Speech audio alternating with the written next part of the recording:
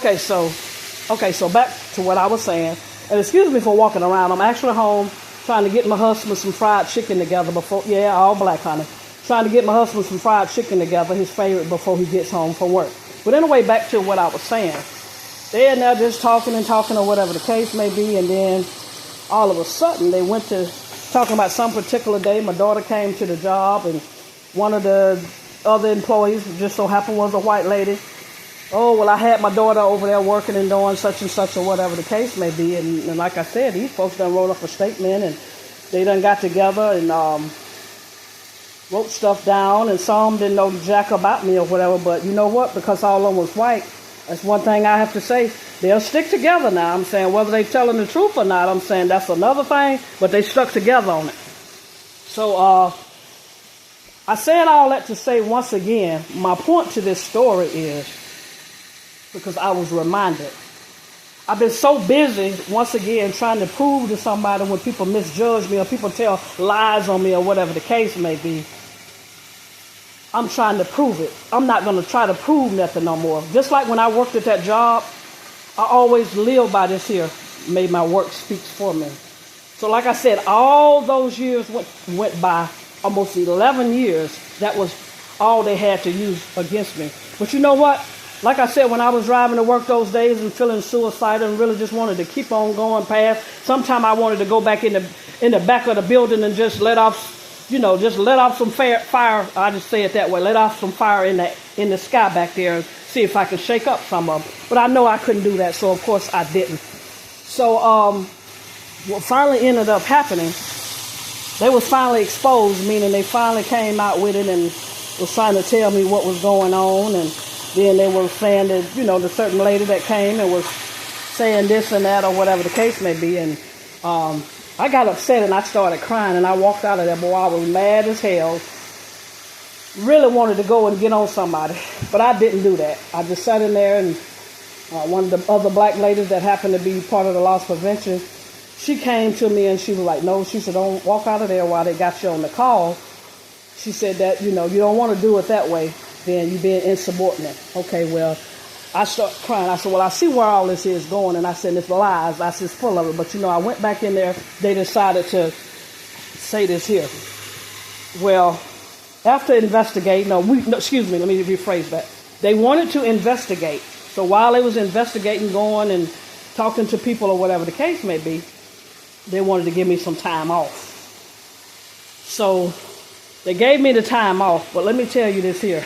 Once again, my work's going to speak for me. And God always said he wasn't going to put no more on us than we can bear.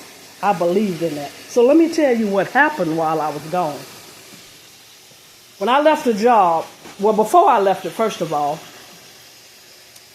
they talked to me and said, okay, well, we're going to do the investigation. And I said, y'all go ahead on and do the investigation. But let me tell you this here. At the end of the day, you can do the investigation. You can even get rid of me or whatever. But once you send me away, you're going to see that I wasn't the problem in the first place. I'm not the problem. So I'm trying to tell them all this here, but it's all good. I didn't even go into no details. I just left it at that. So I was gone, and I think maybe for like 2 weeks, and then I came back, and they say, we wanted to talk to you and just wanted to see something first. They said, well, if we'll allow you a second chance to come back in here, will you be able to work with these people side by side and not have no retaliation or no problem or nothing like that? I said, no. You put me in here with them or whatever, somebody's going to get hurt. I was honest with them, and I told them. But what they didn't know that day when they decided to let me go, I was really nice about it. The manager, she sort of even felt bad about it, but I told her you was a good lady to me or whatever. She was a new white lady. And I was like, well, but you're going to see. And at the end of the day before I went to the job, remember I told you my husband had gotten hurt on his job. And just so happens, they had deposited his settlement into his account.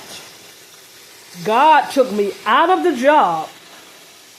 A week later, we went to Hilton Head Island. My husband, he thanked me. Thank you for holding on for me. Thank you for staying in there. Even though I stayed too long and it messed me on up mentally, He went down there and he was like, I just have to give you something. I want to do something for you. He took me down there looking for a vehicle. He wanted me to find a vehicle, so he's going to put a down payment on it. I even did better than that. Went down there, found me a Jaguar. The people down there on the island, they forgot they even had the darn car in an ad. He went there and he paid cash money for it. So, I said all that to say, God will remove you from the situation. Or either he'll remove the situation from you.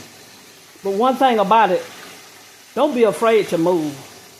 I lived, and I got my little, I'm flipping my hair around and I'm going to show y'all something because wind done got in a little bit.